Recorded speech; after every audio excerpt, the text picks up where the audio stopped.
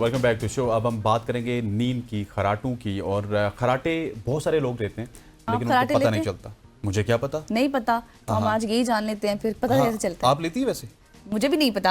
आपके घर वालों को फ़ोन करके पूछेंगे कि ये खराटे लेती है नहीं लेती। लेकिन खराटे और इंसान अपनी जो शक्ल है ना, दूसरों से जब मैं आपसे महवे गुफ्तगू हाँ, हूँ तो पीजीएम के अलावा या शीशे के अलावा मैं देख नहीं सकता मैं कैसा लग रहा हूँ, लेकिन मुझे पता होता है आप एग्जैक्टली कैसे लग रहे हैं। खराटों का भी वही हिसाब है। नींद के दौरान खराटे लेना एक आम लेकिन संगीन मसला बनता जा रहा है। ये बात मुकम्मल तौर पर नहीं कही जा सकती कि हम में से कितने लोग ऐसे हैं जो खराटे लेते हैं, लेकिन ये मसला बड़ा है।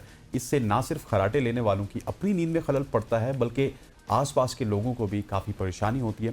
खराटों की वजूहात में नींद के दौरान सांस लेने में रुकावट, मोटापा, नींद की कमी और बाज़ आदात शामिल हैं जो दिमागी और जिस्मानी सेहत पर मनफी असर डालती हैं। इस टॉपिक पर आज हम गुफ्तगू जी हाँ, करेंगे। इसी टॉपिक पर आज हम बात करेंगे और हमारे साथ मौजूद होंगे इस वक्त डॉक्टर साकिब अजीज साहब हैं, ईएनटी सर्जन हैं। Thank you so much for joining us. Welcome to Subah ki सोच। सबसे पहला सवाल यही, जैसे कि मैं और हसनैन डिस्कस कर रहे थे कि बहुत सारे लोग खराटे तो लेते हैं लेकिन उनको पता नहीं होता कि वो खराटे लेते हैं। लेकिन चले घर वाले होते हैं वो अगले दिन बता देते हैं, लेकिन ऐसे भी लोग हैं जो बिल्कुल अकेले रहते हैं, तो कैसे पता और चलता मानते है? भी नहीं कि हम हाँ, खराटे हम तो नहीं ले एग्जैक्टली। सकते।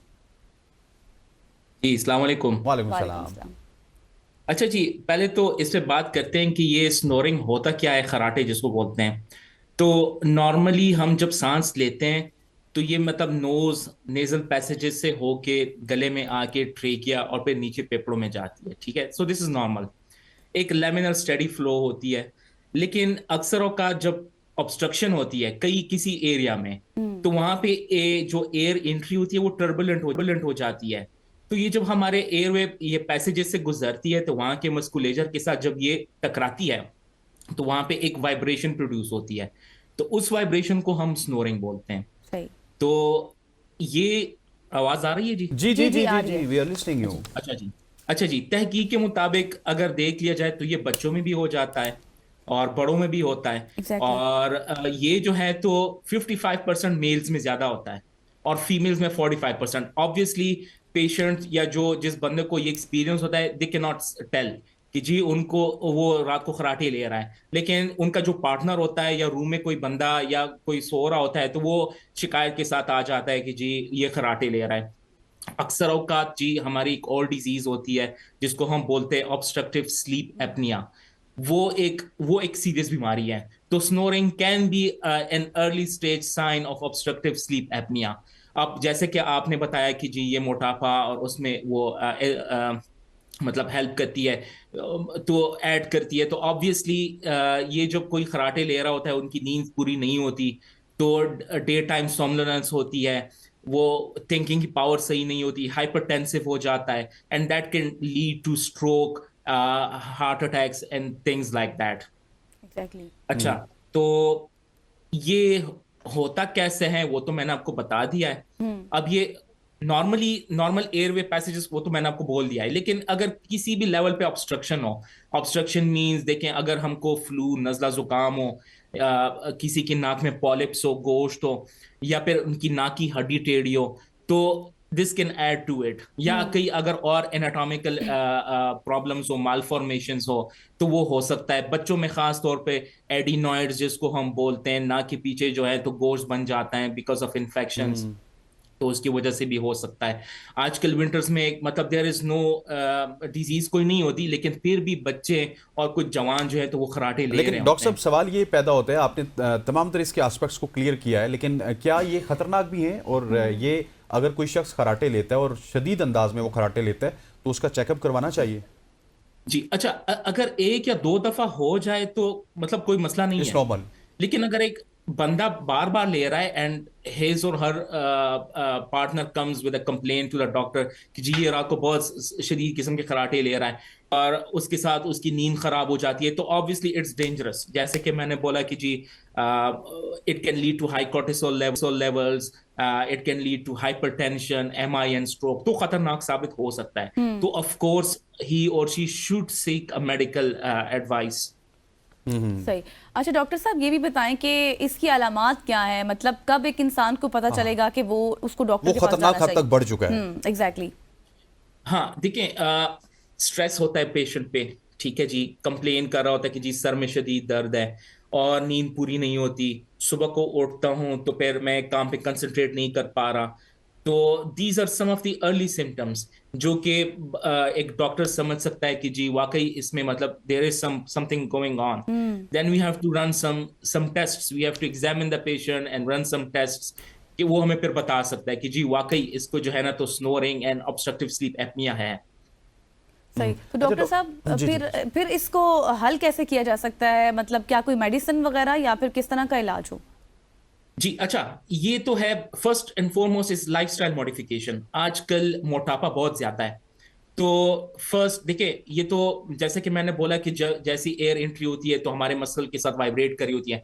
If the person is obese, fat होता है, ठीक है, और वो स्ट्रेट ले डाउन कर रहा होता है, मतलब सोते वक्त वो सीधा सोता है, ठीक है, तो ये होता है कि जुबान भी पीछे चली जाती है, ठीक है, तो और ऊपर से मोटापा भी होता है, तो that will add to it. तो हल क्या है इसका? You have to ask the patient to reduce your weight. सही। Collar size should not be more than 17। और आपने बताना होता है कि जी आपने जो है ना राइट साइड पे करवट बदलनी होती है, you don't have to lay down straight supine ताकि आपकी जुबान पीछे ना जाए, ठीक है जी। So these are the some of the lifestyle modifications. और इसके अलावा देर आर सम मेडिकेशंस बंदा ले सकता है कि उससे थोड़ा से बंदे को नींद आए। There are certain devices, for example अगर किसी की नाक की हड्डी थोड़ी सी टेढ़ी हो और वो सर्जरी नहीं करना चाहता, तो देर आर डिवाइसेस के नाक पे लगा सकते हैं जी, वो नाक खोल लेगी and the patient can breathe normal, ठीक है जी। और इसके अलावा it depends upon the cause. अगर जैसे कि मैंने बोला नाक की हड्डी अगर टेढ़ी है so you have to operate, अगर नाक के अंदर पॉलिप्स है तो यू हैव टू ऑपरेट। तो ये सर्टेन कंडीशंस है, but first and foremost is lifestyle modification. सही हो गया। ठीक। अच्छा डॉक्टर साहब, now moves on to karate, क्योंकि आखिरी कुछ वक्त भी चल रहा है। हम सांस की भी बहुत सारे लोगों की बीमारी, तो जब भी रात को सोते हैं उनका सांस रुकना जी। स्टार्ट हो जाता है, और बहुत दफ़ा इस तरह की शिकायत भी मुझे मिली है कि बहुत सारे लोग कहते हैं कि एक सर्टेन टाइम के लिए 5-10 सेकंड के लिए हमारी सांस रुकती है और इस तरह लगता है कि पूरी बॉडी से जान निकल रही है, लेकिन उसके बाद वो ठीक हो जाते हैं। ये भी कोई किसी स्ट्रेस की वजह से होता है? इसका भी कोई खराटों के साथ नहीं इंटरलिंक है?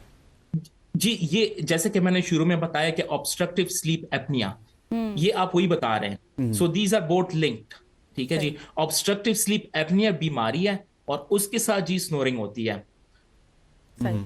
अच्छा डॉक्टर तो साहब यू फिर have to treat the cause. सही सही। सही। अच्छा तो फिर अब इससे कोई क्या बीमारियां भी जन्म और लेती हैं? इस बीमारी का क्योर क्या होगा, जिस बीमारी की आप जी, बात कर रहे ऑफ हैं? कोर्स डायबिटीज, हाँ, हाँ। क्योंकि कॉर्टिसोल लेवल ज्यादा हो जाते हैं, हाइपरटेंशन क्योंकि बंदे की नींद पूरी नहीं होती, पूरा दिन स्ट्रेस में होता है, हाइपरटेंशन।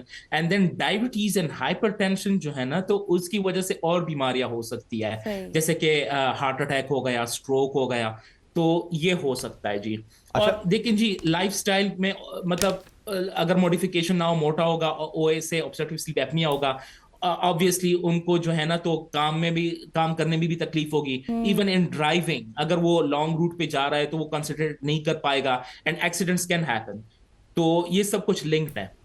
अच्छा डॉक्टर साहब, वो जो बीमारी आपने बताई सांस रुकने वाली, तो उसका क्योर क्या है? उसमें भी आपको लाइफस्टाइल चेंज करना होगा, you have to consult with the doctor, और उसकी कोई मेडिसिन हैं? ऑफ कोर्स जी, सबसे पहले तो डॉक्टर के साथ कंसल्ट करना होगा। फिर they run a test called polysomnography, ठीक है जी। तो वो होती है sleep, these are basically sleep studies जो कि मॉनिटर कर रही होती है कि जी इनकी सांस कितने देर तक रुकती है, कब रुकती है, ठीक है जी। तो उसके बिना पर वही चीज है, first is foremost is lifestyle modification and then you have to treat the cause.